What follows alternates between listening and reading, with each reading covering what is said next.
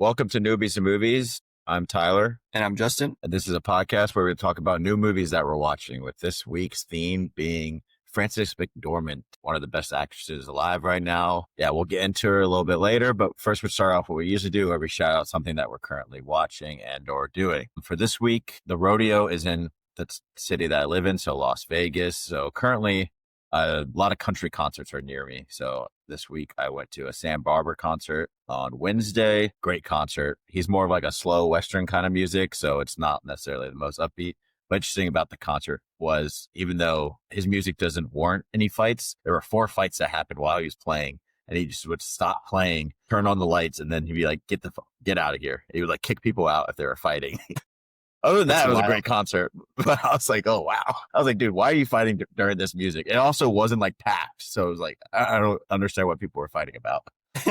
And then I went to a concert Friday night, Treaty Oak Revival, and they just came out with a new album last week. So it was really cool to see them play live their new album for the first time. And they ended up playing for over 2 hours, and it was insane. Like, they were just throwing a rager. And like, one of their songs it's known for, like, everyone just starts chucking beers up in the air. So I just walked out of there soaking wet. But it was an awesome concert. They didn't go home till like 3:30. So late night. Yeah, I haven't had the time to watch much, just besides like college football and NFL football. You know, it's coming down to the playoffs for both of them. So it's been really interesting to watch. I know your team lost yesterday and my team. So it's been a tough night last night. Yeah. Ohio State and UVA both lost. The Commanders and Browns also lost today. So double whammy of a weekend, but it's all right. Yeah. So we'll start off with this one, doing the movie grid as well. Let me share it. We'll try to describe it as much as possible. So the movie grid, it's got 3 categories going down to 3 columns, with the first one being action and Mark Wahlberg. He does so many action movies. Yeah, because then we also got titles that start with A through H, 3 or more word titles. I'm thinking for action, like Lone Survivor.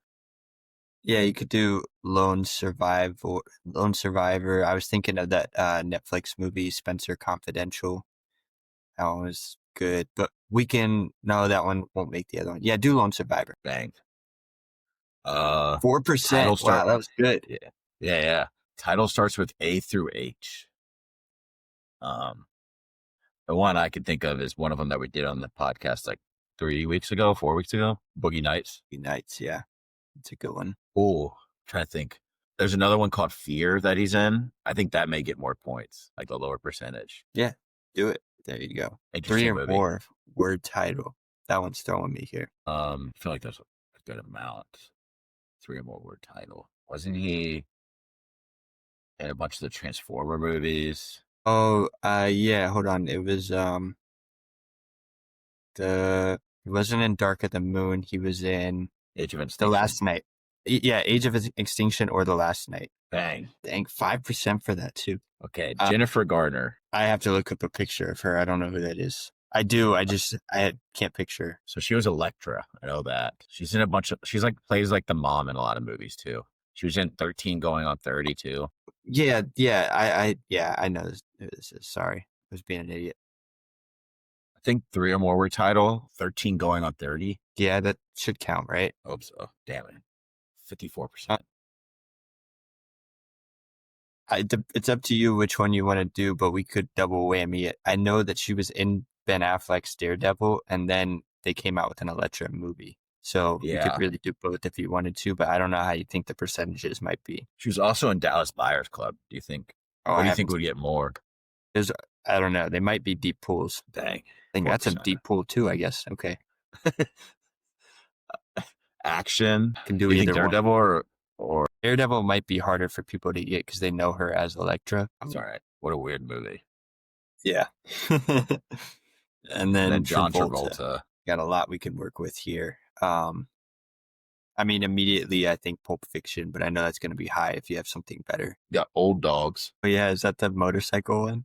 Yeah. Yeah, you could do that. Huh? Oh, no, it's Wild Hogs. Dang it. Oh. It is Wild Hogs. We got that wrong. It's okay. We keep going. 3 or more. 3 or more word is what I'm stuck on. Yeah, because I mean, you could do Grease for the middle one. Grease or Hairspray. Yeah. Because he plays like the woman in Hairspray. Yeah. That's a fever dream. Yeah, see, he's playing that little woman right there. Yeah. 3 or more word title. Man. Yeah, I have nothing. Yeah. No, I do. The Bee Gees. It's Saturday Night Fever. The Bee Gees soundtrack. You know what I'm talking about? I'm trying to think of the name. That's the movie Saturday Night Fever, but I'm trying to think of the Bee Gees song everybody listens to. We got 8 out of 9 right. Yeah, because we got oh wait, that one was wrong? Oh no, that was right. It's because we messed up Wild Hogs. Yeah. 1.4%. Hey, dude, that's my childhood, man. I remember that stuff. Yeah, awesome. Yeah. That was a fun one. We pretty much got that. Yeah. Just missed it. We just had the wrong title. We knew what movie we were talking about. Pretty sure there is a movie called Old Hogs. I think it's similar. Old Hogs. Yeah, it's not Old Dogs, it's Old Hogs. Yeah. I think that would have been even lower. That's a sequel. Yeah. Okay, awesome. So, yeah, the theme this week is around the actress Frances McDormand. She's one of the great actresses alive right now. She has won 3 Academy Awards, 1 in the 90s and 2 in the 2000 range. I think Nomadland was like right at 2020. But yeah, she's just known. She grew up in Illinois and then went to Yale to get like her degree and all that. And then she's actually married to one of the Coen brothers, which I think is interesting because that's the directors for Fargo, which is one of the movies that we did this week. Yeah. Fargo's and 3 Billboards out of Ebbing, Missouri were the movies that we did this week because she won an Oscar for each of the movies. And yeah, we can get into how well she did in each of the roles because I think she's really good. The most I kind of knew about her before this week was what we saw of her in Almost Famous. She plays the mom of the little boy, which she was good in, but obviously it was kind of a side role. So it was fun to really see her take on the lead roles and see how well she did. Yeah. Seeing her in like the more lead roles, I can understand. And she's also known for doing more small budget films compared to like you won't see her in any crazy big, like blockbuster kind of movies, but rather she finds her role. She also isn't one of those actresses where she really produces a lot. Like she really chooses which role she wants to do and which one she doesn't, which I think it's also like really interesting about her as an actress because she's worked with the Coen brothers a lot, which makes sense because they're married. But also like since then, she was also in Isle Dogs, The French Dispatch, Macbeth. She hasn't been in anything since 2022, which is interesting. I'm interested to see if she's working on anything right now. She's also got 1 Tony Award too, so she also does like plays and all that kind of stuff. Okay. Yeah. So awesome. If you wanted to start off, we'll start off with Fargo. Yeah. So kind of coming into Fargo, I've heard people talk about it all the time. Especially, I've heard people around talking about the show that they have now. I haven't got a chance to get into the show really at all, nor did I know what the movie or the show was really about. But obviously, it's a really well-referenced movie. Also, I like watching a lot of the Coen brothers stuff, so I was interested to come into this. Especially, I've seen people talk about how this movie kind of set the tone for The Big Lebowski, and that's why The Big Lebowski fell so hard, because the trailer for The Big Lebowski kind of gave off the same tone as this movie. And then it was not the same tone as this movie. Yeah, kind of getting into that. The plot, it follows William Macy's character, car salesman, and he's very desperate, needs money. He's clearly into some shady stuff and doing just bad things. So he hires 2 criminals to kidnap his wife and play it off for a ransom so that his wife's rich dad will pay the ransom, and then the 2 criminals and William Macy's character would split it. And then obviously it goes downhill from there. And I gave it overall an 8. I thought it was a really great story, and I thought it was well done, especially the idea of Frances McDormand's character kind of following them. I thought that was done really well for the plot. Yeah. What did you think about the plot of this movie? I thought it's really well done. The way it sets you up, first by saying like, oh, it's based on a true story. Yeah. It's not based on a true story, by the way. It's a completely false story. And when they came out with this movie, they were like, they put based on a true story. And William H. Macy's like, oh, guy, can you tell me about the real case? And they're like, what real case? And he's like, of the movie. And they're like, oh, it's not based on a true story. They're like, well, well, why does it say it? And he's like, because why not? And he's like, you can't do that. And he's like, why can't we do that? Yeah, I guess nobody's gonna stop you, but what's the purpose in that? So in Minnesota and North Dakota and all these places that this is filmed in, everyone thought it was based on a true story. So they started calling the cops, giving them like leads to like crimes and stuff based around this movie, but it's not actually based. So like the cops were just getting so annoyed in like the late 90s after this movie came out. There's also like a myth about the briefcase and people trying to find it because they thought like it was a real story and they thought a briefcase was just somewhere out there with that much money. Dang. So that was like a thing for a year or two as well, but I thought that was that's nuts. I mean, I guess it's good marketing if that's what their goal was. Yeah. But getting more into the plot, I just think it's interesting to see the dynamics of like the relationships in this movie, like seeing Jerry Lundegaard with his father-in-law. You can just tell that like his father-in-law doesn't respect him, doesn't want to hear anything from him. And he's kind of like demasculated throughout like the movie, which kind of leads to him why he does the really shady stuff that he does in this movie and really horrible things, like having his own wife get kidnapped. And then the relationship between the two like people that do kidnap, Carl and Gurr, it's like they're also like one of them won't shut up and the other doesn't talk at all. Yeah. And such a serious tone of a movie that is also like gives off comedy vibes that I think is also really. Yeah, it's definitely like a really dark comedy movie. And then obviously you had the relationship with Frances McDormand and her husband. It was a very like, I guess not, it was like a stereotypical gender role swap. Like she was the working class person and he kind of was like the stay-at-home father. And, you know, they were both okay with that and they supported each other in that. I thought that was pretty great, you know, to watch. You just don't see it often. And everyone in the movie besides her are like so kind of stupid. Yeah. They do like really stupid actions and all that. And she ends up being like the hero of the film and like the smartest one while she's just pregnant and having like, because she's just like casually going through like a day in her life. It's not like she's stressed or anything. The only time you see stress on her is when she sees a guy putting another human being through a wood chipper. Yeah. I think anybody would be like, oh my God. Which, I mean, makes sense when you're around all these stupid people, you would be so casual and okay with it. Because like she never talks down to anybody that is dumb in this movie. She's just kind of like, well, yeah, that's the way it is. Yeah. It's also interesting that it's named Fargo when only one scene is placed in Fargo. The rest of it is in like Minnesota. I was also reading up on it that the Coen brothers grew up around this area. So they have a good aspect, but like obviously the accents are highly like hyperbolized, I think, on purpose.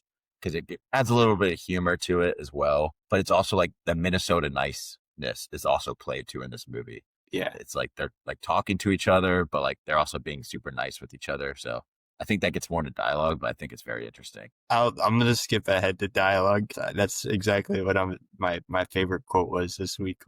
He said something about, you know, the case where they found the bodies out in the open field with all the snow. Yeah. She said, you know, it's a funny thing. You can tell where they've been. She was like referring to their footprints all through the snow. And he was like kind of lost with the detective, like trying to figure out what's going on. And she was like constantly just like telling him the nicest way possible that he's an idiot.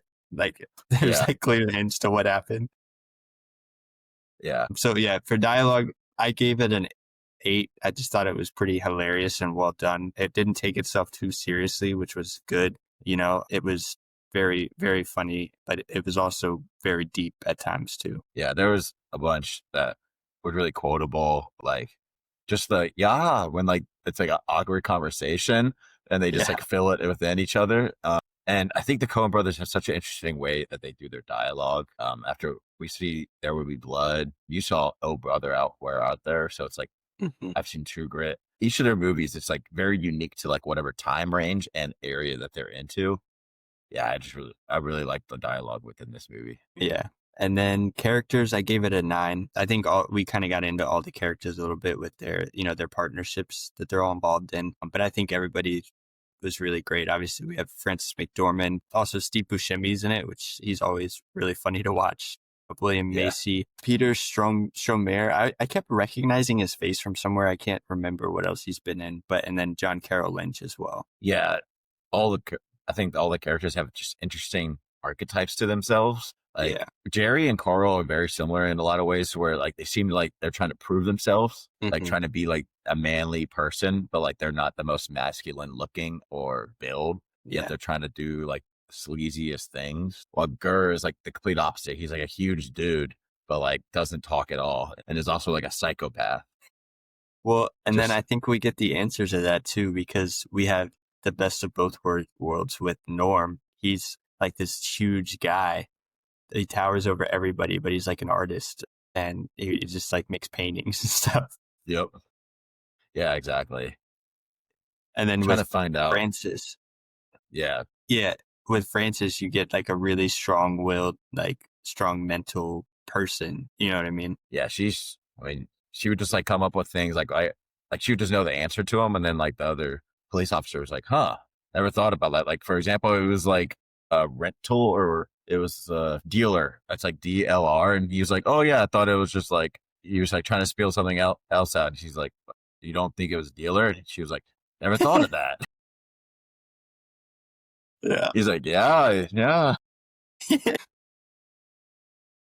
And She's then, just like casually doing like she's just casually like, "Oh, you have a good place to eat," and then also the Asian dude that comes in, like that was yeah, such like a weird part to the movie, but also I was like, of course it's just like randomly put into this movie about this yeah, guy that's just lying about having like a wife and that I didn't understand that whole part, but maybe I just missed something. I don't know. Just didn't really like line up with the rest of the plot to me. so if I remember right, she called him asking about like the area and all that, and he was trying to Yeah. she was trying to get more intel pretty much about the situation. And then he was Yeah. like, "Oh yeah, I can tell you more." But then like when they show up, it's really just because he's interested in her Yeah. and all that kind of stuff. So I feels like she was just trying to get more intel, but then it turned into like this really weird interaction Yeah. that could pop from like people that knew each other in high school. So Yeah. I And then he like lied about his wife having cancer. And I was just yeah, like, okay. seems like the guy was just not all right in the head, which Yeah.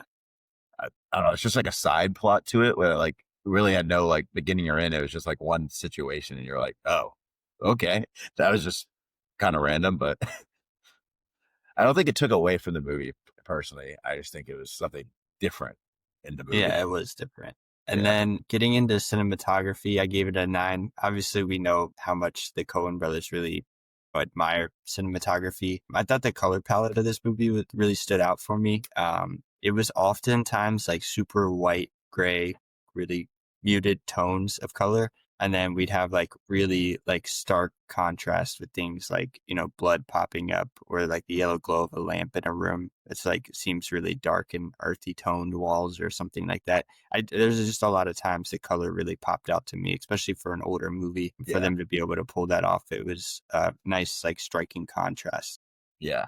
So the cinematographer for this movie was Roger Deakins, and it's probably a very familiar name because he's worked with Coen Brothers, Sam Mendes, and Dennis Villanueva. He's done Shawshank Redemption, Fargo, A Beautiful Mind, Skyfall, Sicario, Blade Runner, 1917. He's done the Dune movies. So he's just Yeah, one of the top guys out there that does like some of the craziest shots, which makes you also think like the reason why it looks so like rustic is on purpose. Cause like he yeah, can make movies like Blade Runner, Skyfall, but he purposely made it a little bit like look run down, which I thought was also interesting. And then yeah. like the use of like the white snow as like a background of this movie, I think is also really effective. Just I don't know, it's very unique to like the area itself. Yeah. So I think that's also cool. Kind of getting into that, I gave the set design a 10 as well. I just thought it was completely encompassed what like the north of America is like, that close to Canada and everything. I thought, it showed distance really well too, especially like looking over the snowy fields. There were some really beautiful shots in that movie. Yeah.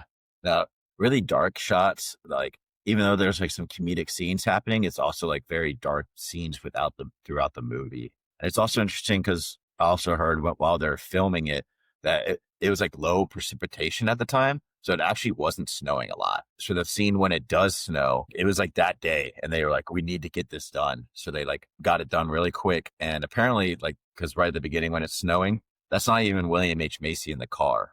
Apparently, it was the same day they were filming a different scene. So they had someone else run out with a camera to film the opening shot, which I thought Yeah. was also really interesting. Yeah, that is interesting. Sometimes you got to just do it on the fly, I guess. Yeah. And then for acting, I gave it an 8. I thought Frances McDormand and William Macy were the clear standouts here.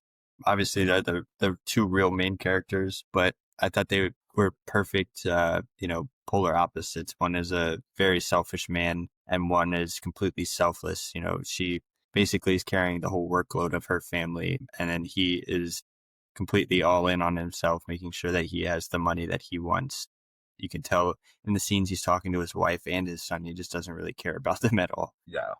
He really doesn't, which is like, you wonder why. Like, is it just because like the relationship with the father-in-law is like really just messed up his whole like manlyhood and masculinity? So he's like, just doesn't care anymore about the people in his life. It's weird because his wife seems like the nicest person ever. Yeah. And he just uses her in a horrible way.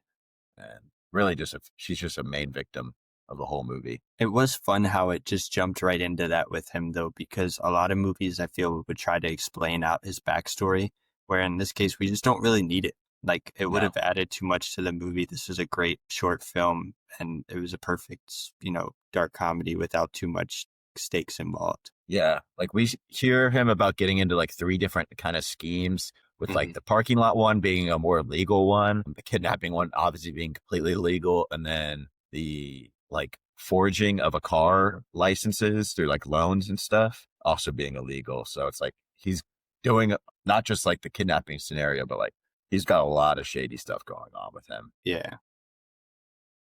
Yeah, I think that's very interesting itself. And then for directing, I gave it a 9. I just kind of said, like, it was kind of a slow burn story. There wasn't any like crazy action besides this shootout on the road. But after that, it was a slow burn to the end of the movie when obviously we see him chipping away at all the bodies. Yeah. But I thought it was really well done, going in between the different characters, because most of the time all the characters were on their own. And so jumping between those can sometimes be hard to kind of navigate, but I thought they did it pretty well. Yeah. I thought it was a very good like flow of the movie. I think if there was like crazy action scenes, it would have taken away like what he was trying to go after with the movie and like the flow Exactly. of it entirely. So I think this is my personal favorite directed from them. Okay. I remember first watching this and I was like, wow, this is really like an interesting, different kind of way to go after a movie. Like a lot of different, I think this is a very unique one as well. So very well done by him. Yeah. Especially because we've seen so many like detective stories, right? Trying to figure out what's going on.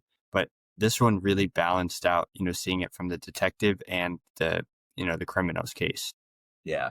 Usually it leans one side or the other who you're following, but this did a great job at following both. Yeah. I think, and then they follow this up with Big Lebowski but what's interesting is that they wanted to do the Big Lebowski before this, but Jeff Bridges had like scheduling conflicts. So that's why they ended up moving it and then filming this one.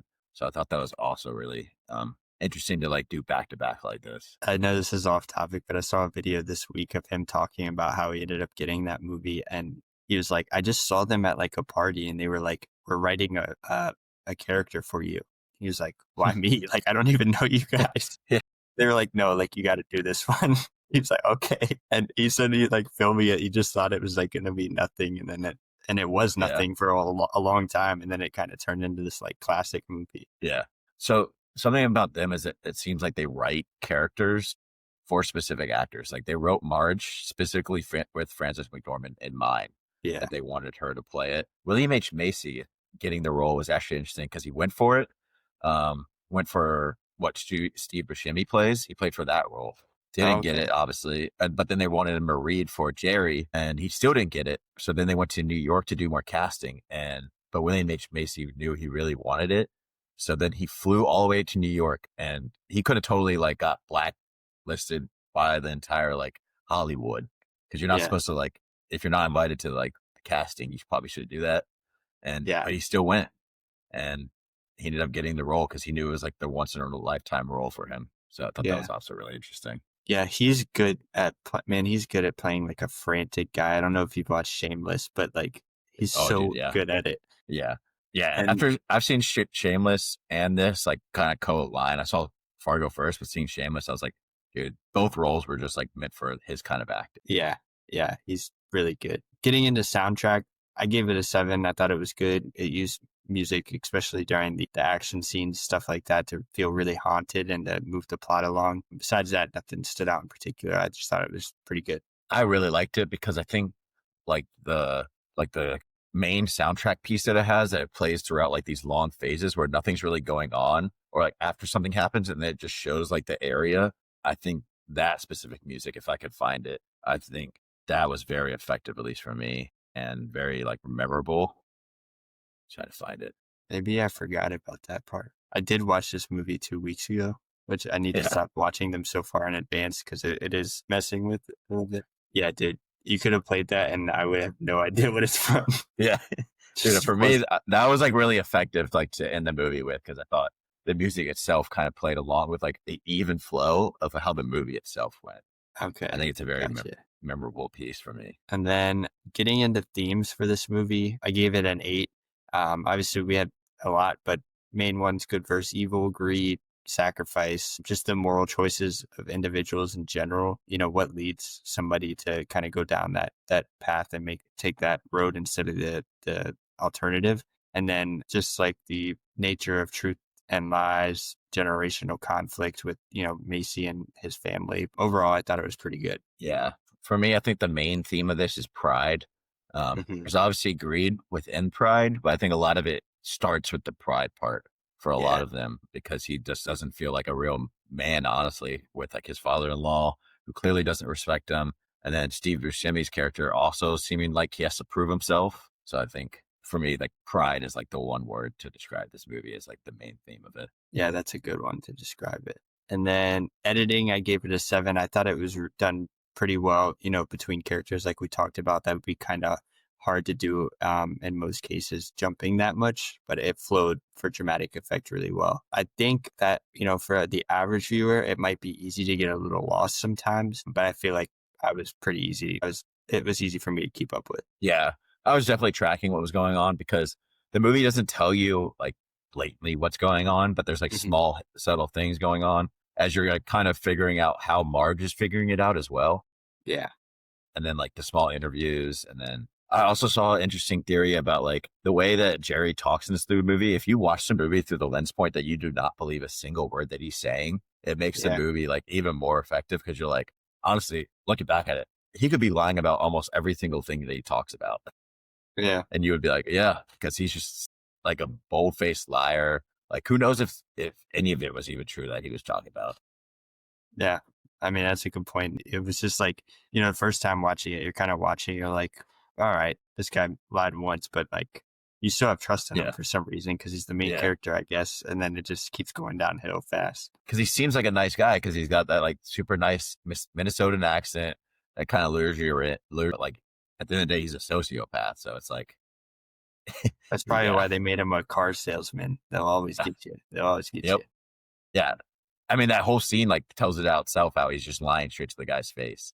And the guy who's selling it to is just not having it. Yeah. He walks to the back to ask his manager. He's like, you got any tickets? Yeah. And he's like, are you joking? As if like, I'm not hanging out with you, man. So I thought that was interesting.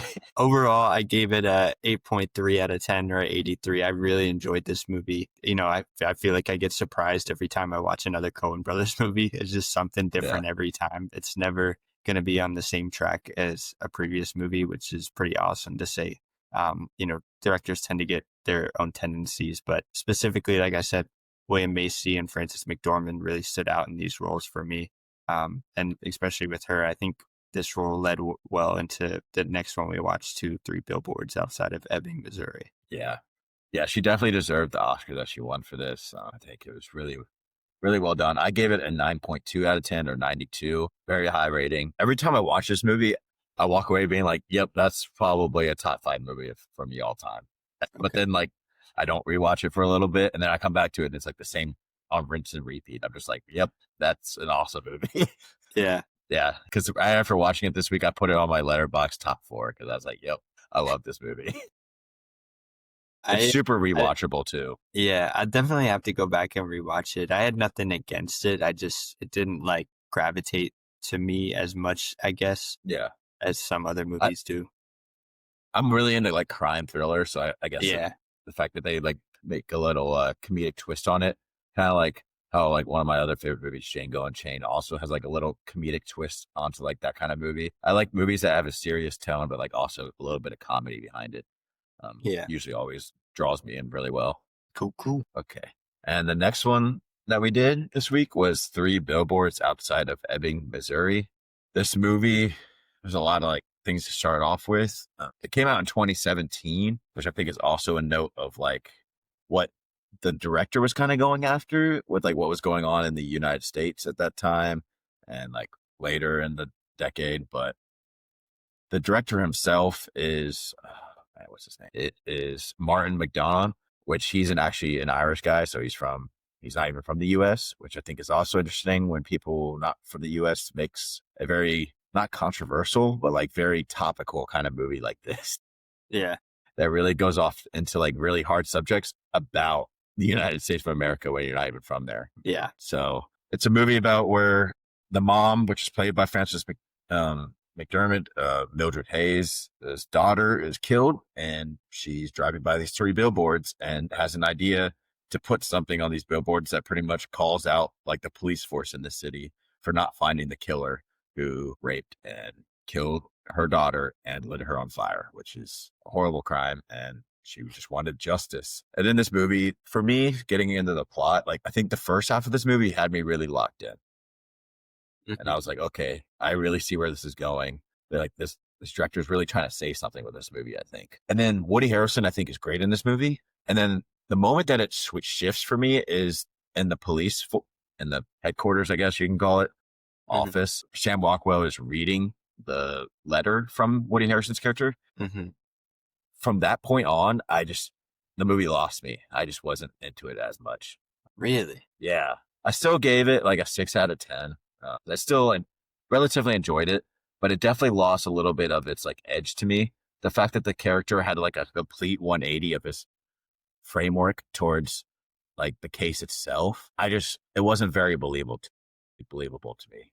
Because you're also like, they're vilifying like his character like the entire movie, and then they're trying to heroize not a good person the rest of it. Yeah. I understand that, but I think it was also the near-death experience. I don't think it was just that letter. I think it was him literally burning alive to really. Yeah. I know he grabbed the file, the case file. I understand that, but I think it was also him like almost burning alive, and then also being in the hospital room with the guy he threw out of a 2-story building. Yeah.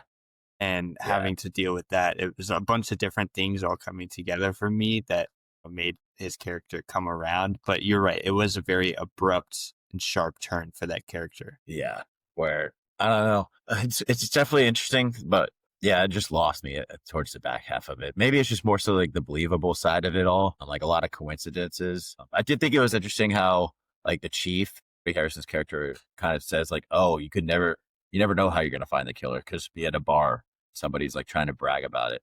And then that's like almost exactly what happens. And I'm like, okay, I see what you're doing, but at the same time, like you're hitting it a little bit too on the nose. Yeah.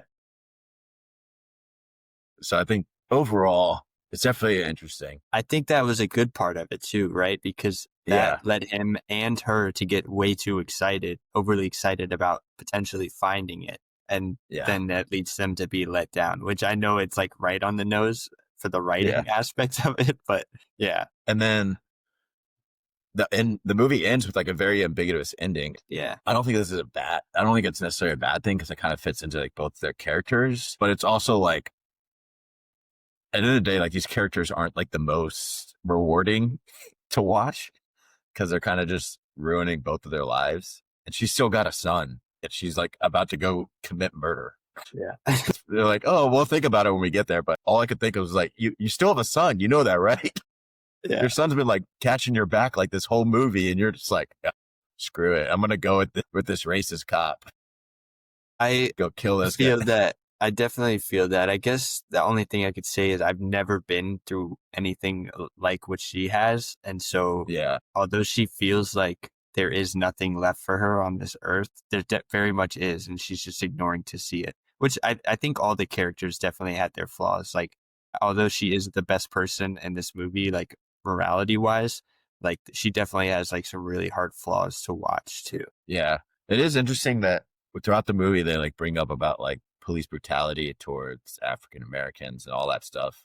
And I mean, Midwest people do talk the way they do in this movie. I saw a lot of like critics saying like, oh, like it doesn't seem realistic the way that the dialogue is done in this movie, which we can get into the dialogue next, which I gave it an 8 out of 10 because a lot of those critics that are doing it are from like coastline cities, New York and all that. So it's like, how do you actually know how people talk out there? It's like, Yeah. I have family that lives in Ohio, which isn't even that Midwest, but people talk like that out there. And I think, again, getting into like how a director not from America is trying to talk about a very serious topical thing like police brutality within a movie. And I just don't think he hits it as well as he wants to, which I think maybe gets more into like his directing style.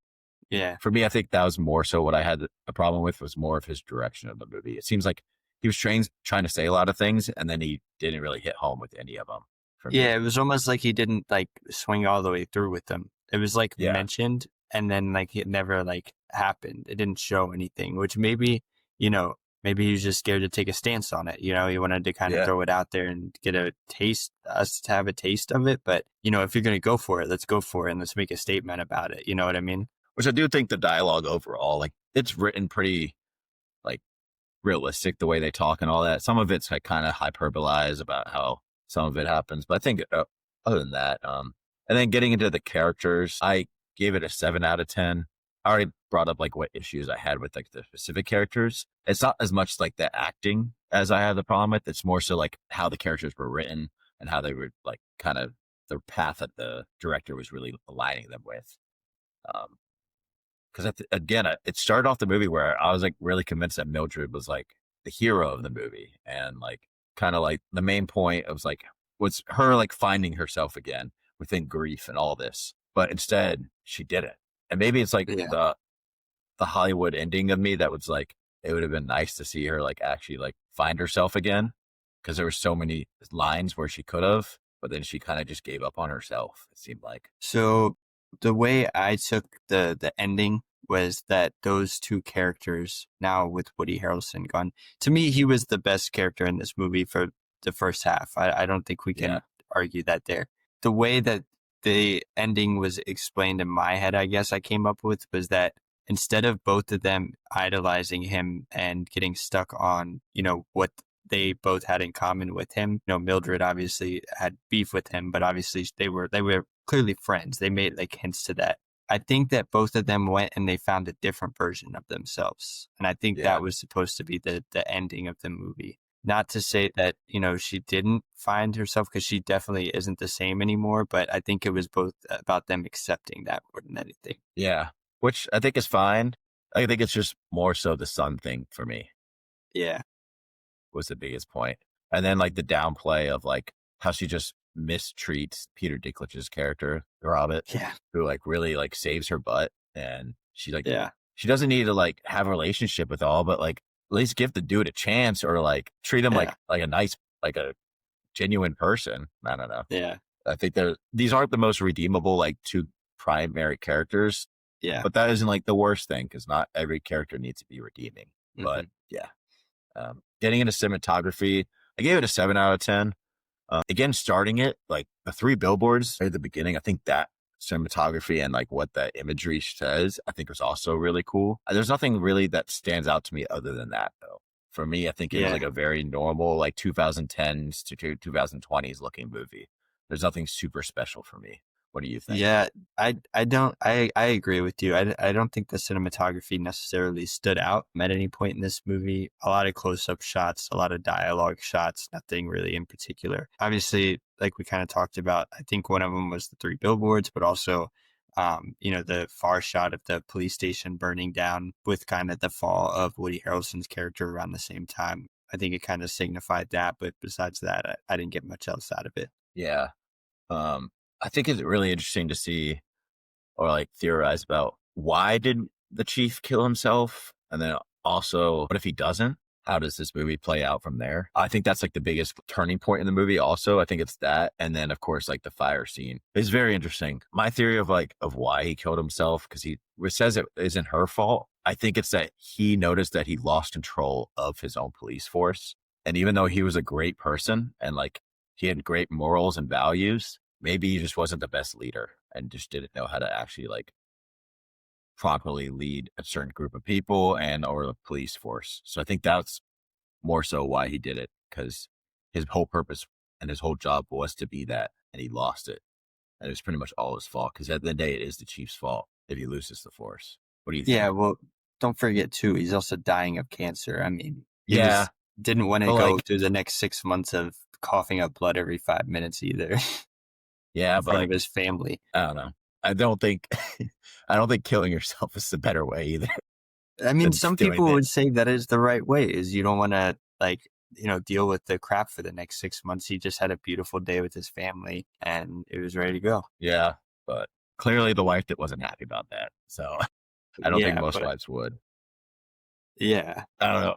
I think what I first said was also in line with it, because But yeah. there's no reason there's no reason that Sam Rockwell's character should have been on the police force anymore. No. And then he said deep down he's a good guy, and I was like, is he? Is he a good guy? Because we had seen nothing to that point to show that. Yeah. And there was really nothing until like he starts helping with the case, but like he still wasn't that great of a guy while doing that. So it's Yeah. like there's no like point where I could see where he thought he was a good guy. It's like, no, not really, but that's all right. Uh, Getting into acting, I think this was a highlight of the movie for me. I gave it a 9 out of 10. Sam Rockwell and Woody Harrelson and Frances McDormand all were so great in this movie. It's actually insane. But I think they took like kind of I've said it before and while this, but like I think it's a lackluster script itself. While I think they acted their butts out, and I think that's really what maybe he was trying to go at with this movie, and or what the script set up for was really highlighting how good these actors really are and actresses, and Yeah. how well they can play these roles. Well, that makes sense because they all really stood out for me. I think the beginning was really centered around Frances and Woody Harrelson, but then in the back end, it really switches over to Sam Rockwell and her. And I think both those dynamics worked really well in the movie. Yep, I agree. And then getting into sound effects, I gave it a 6 out of 10. Maybe you found anything in this, but for me, I didn't see anything truly special. I just thought it was pretty plain day. It got nominated for Best Original Score. Again, there's nothing memorable for me, so I didn't really take away anything crazy from this. That's interesting. I didn't take anything away either. And then set design, I gave it a 8 out of 10. I thought it was pretty well set up. I mean, it looked like Missouri at the end of the day, but I think the 3 billboards set design itself really stood out. I mean, the movie's called 3 billboards, so I would hope so, but I do think that's a cool set piece in itself and like action point of the movie. Because I think the billboards in part was also acting like her grief at a certain point, if you really want to try to dive deep into it, but I don't think it's supposed to be that deep. Yeah, no, I agree. They were such an important set point of the whole movie, but I think overall the whole town felt small, intricate, really kind of run down to. It was well done. Yeah. And then directing, I gave it a 5 out of 10. Again, I think he missed a lot of points. Like he didn't fully fall through with a lot of stuff that he was trying to talk about in this movie. And I think if he would have got like his script or screenplay read over by like some other people, maybe they could have found the holes beforehand and then like fixed them beforehand. But it seemed like he really did this all himself and then followed it through. I think it's interesting also that this movie was nominated for Best Picture, Best Actress, Best Supporting Actor, Best Screenplay, Best Editing and Score, but not Best Director, which is not very common when you get nominated for all those different things. Yeah, that is interesting.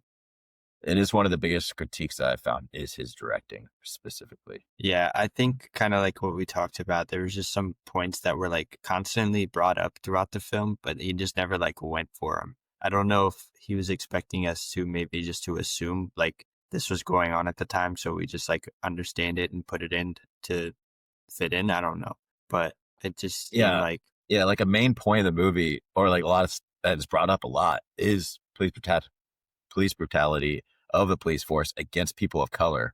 But then he makes all the people of color in the movie super like plain line kind of characters that doesn't give them any like substance, which I think is also like takes away from it a little bit for me. Like her best friend is an African-American lady that she works with, and she's in prison. And then when she gets out, she's like, "Oh, how was prison?" And then that's it. It's like, Yeah. huh? We never You're hear not from gonna, her. yeah, you're not gonna go deeper into that. Like, okay, I just think, yeah, not all the way there. Getting into editing, I gave it a 7 out of 10.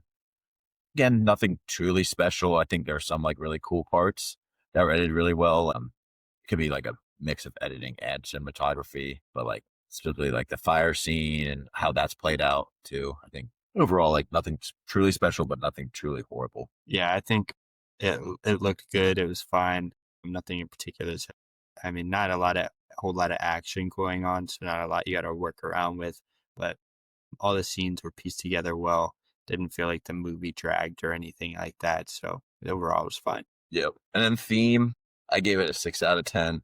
I think this movie was mainly trying to go after grief, but I won't beat the dead horse. We've been talking about how there's a lot of other themes that were brought up in this movie that I just don't think was actually fully stretched out to the way that probably should be done if you're going to bring it up. Yeah, overall, I mean, it's just like a bleak subject matter. And, it Yeah. really goes into the consuming grief part. And, like we talked about finding yourself or a different version of yourself, but everything else was kind of put out there and just left up for interpretation, I guess. I don't know. It was just never like finished properly. Yeah.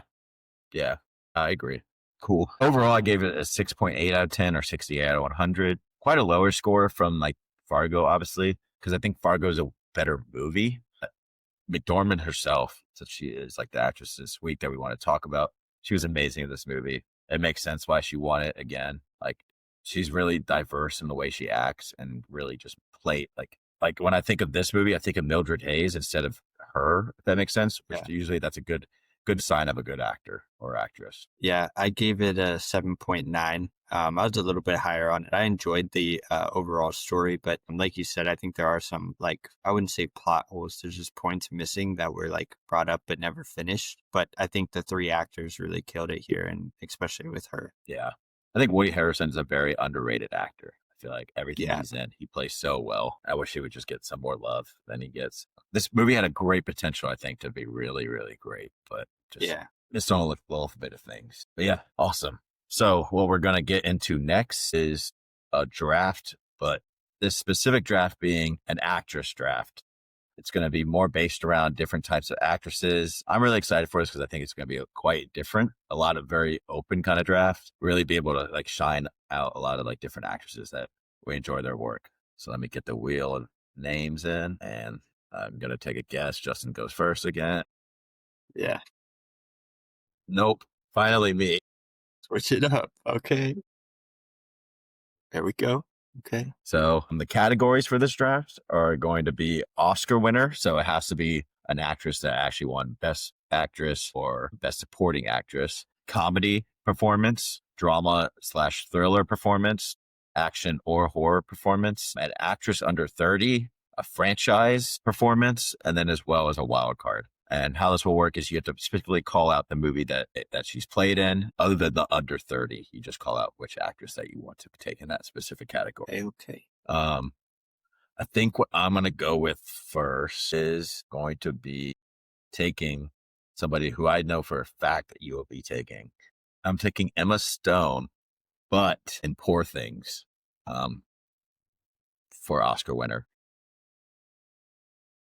Yeah, I knew it had to be 101 because I really like her stuff, but also I know Justin also really enjoys her movies. She was the first actress that we did on this podcast. If you want to check out that episode, because we specifically go over Poor Things, but really good movie, so diverse in the movie as well. So I think that's really cool too. All right. Let me see here. Time to tilt. That was fast. All right.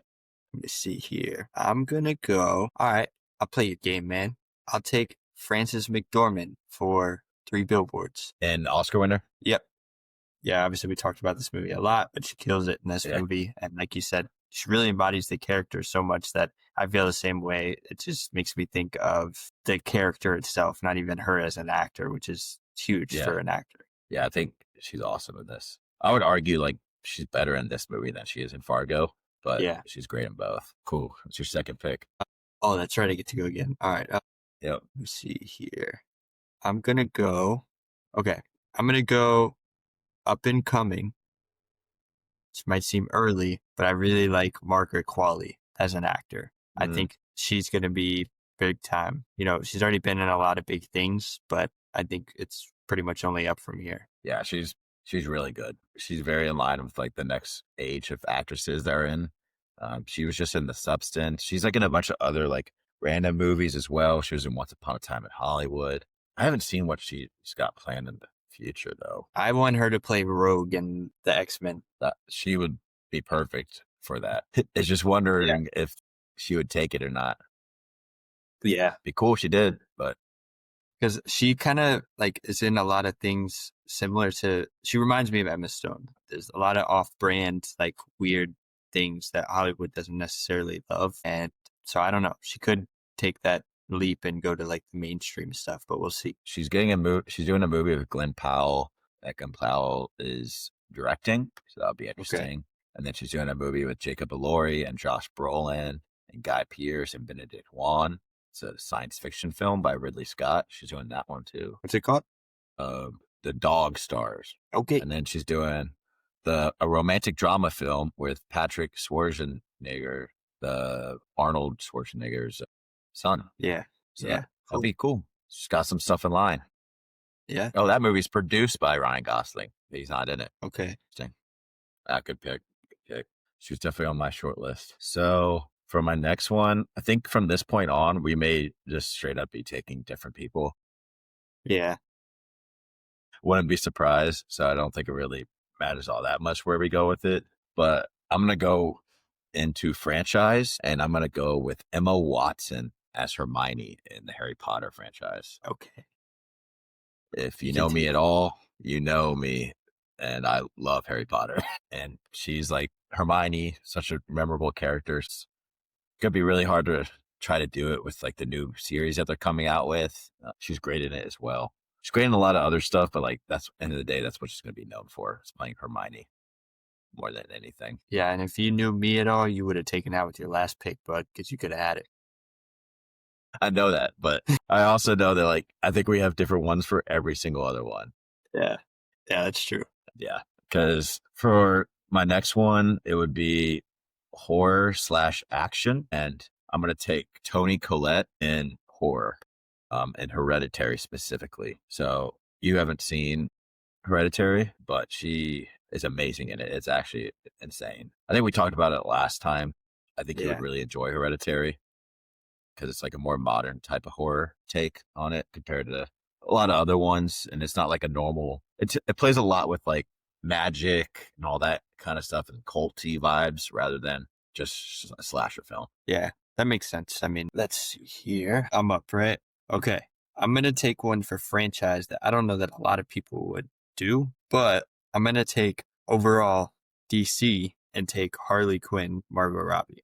The reason I take that just as a comic book fan is before she took over that character, like she was not an old original character. She's very new. I think the first comic came out in the 2010. Yeah. Nobody really cared about the Joker's girlfriend. And now you cannot go to a Halloween party or just do anything Halloween without seeing kids dressed up as her as Harley Quinn. So well, in fact, DC did a whole reset and they kept her. Yeah, pretty much. Yeah. So Well, I think the first comic with her came out in the 2000s, and then the animated show, she was in that one, if you remember right. Yeah. And then Margot Robbie really liked that part of it. Like she watched the animated show, and then that's what made her really want to play it and like really advertise trying to be Harley Quinn. And then she got it done. All right. Now let's see what I'm going with next. I'm really going to roll with the comic books here. Okay, I'm doing it. For drama thriller, I'm going to go Natalie Portman in V for Vendetta. That's not what I thought you would take Natalie Portman for. I just haven't seen Black Swan. Well, you're referencing Star Wars. Yep. I really enjoyed her character in this movie. It's been a little bit since I've seen it, but I just can't forget, like, obviously she's the main character, and V, you can't see his face the whole movie. So it was just so polarizing to watch like her overall character development in this movie. And I definitely want to go back and rewatch it here soon. I've never seen it, so dude, I'd be interested. Yeah, we're definitely going to have to do that. Yeah. It's good. Maybe we'll just do a Natalie Portman week and then do Black Swan in this one. That'd be good. Yeah, for sure I thought you were going to take her as Padme. Dude, how have you not seen that movie? That is such a wow. It's like a comic book thing. It's DC. Yeah, I've never seen it. Huh. Never seen it. So yeah, from this point on, I truly think that we have different lists. Yeah, definitely. I think for comedy performance, I'm going to take, maybe it sounds like a wild one, but I'm going to take Lindsay Lohan and Mean Girls. Okay. You got it, pal. First off, I love Mean Girls. I think Mean Girls is awesome, hilarious. Such a good like representation of bullying in like the 2000s. Realistic how probably bullying was, and it wasn't like straight to your face. It was like behind your backs. Mean Girls do exist.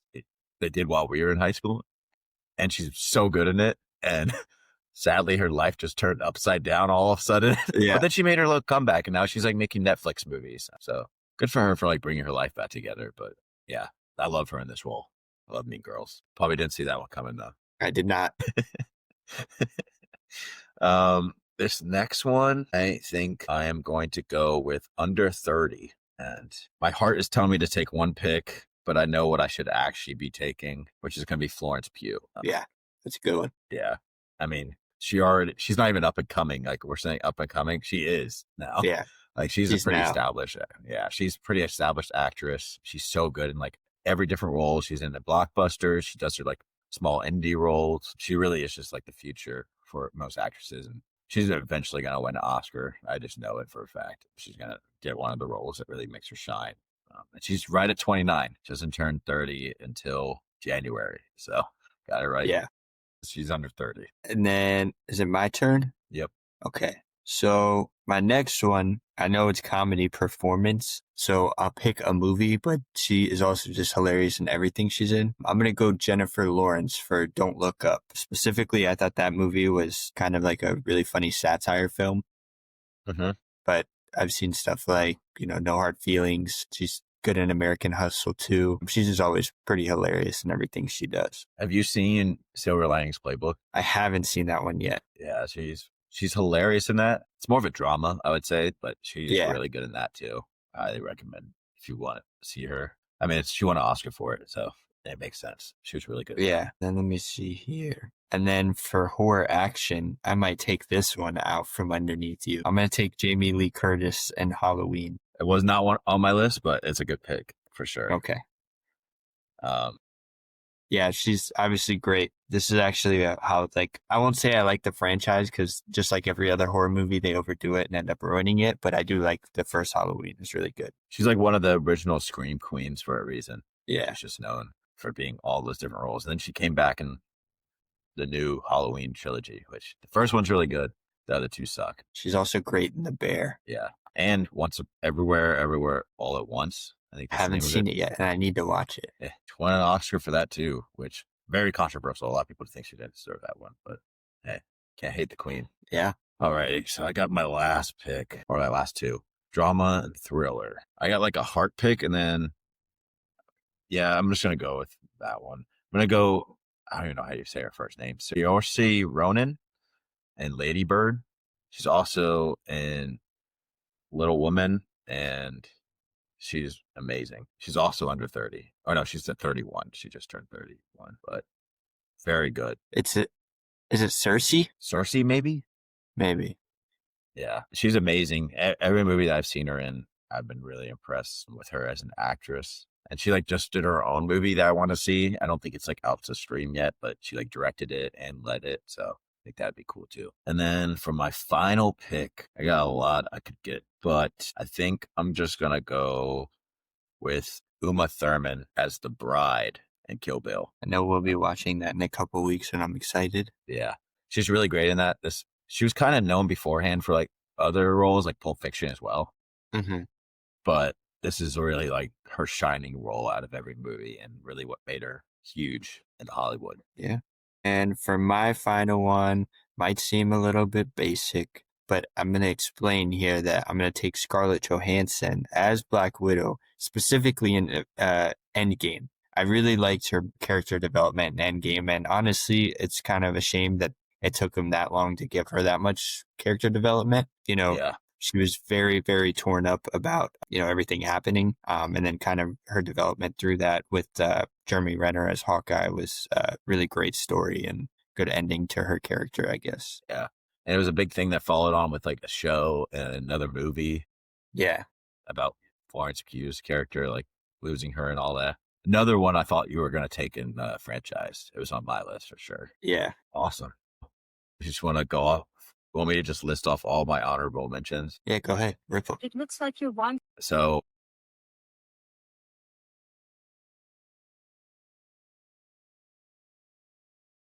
for franchise actresses, Carrie Fisher as Princess Leia, Natalie Portman as Padme, Jennifer Lawrence as Katniss, Zoe Saldana as Gamora. I think that's also a good shout out. I think she's great. And an Avatar.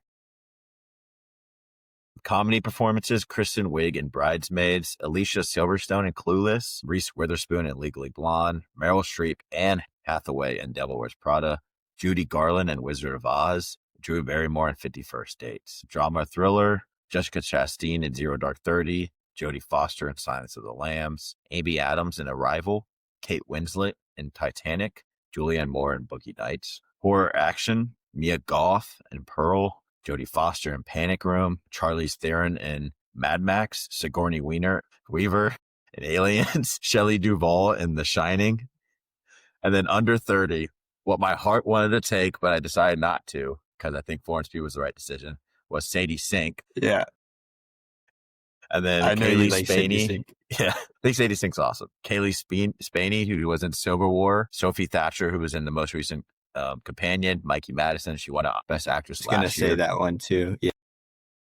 Elle Fanning, she's been in The Favorite. She's been in a bunch of stuff. She was in a new movie that came out this year. Haley Steinfeld, who was in Sinners. And then Anya Taylor-Joy, who was in The Witch. Yeah. Long list. I had a lot. Yeah. Yeah. Those are some good ones. Awesome.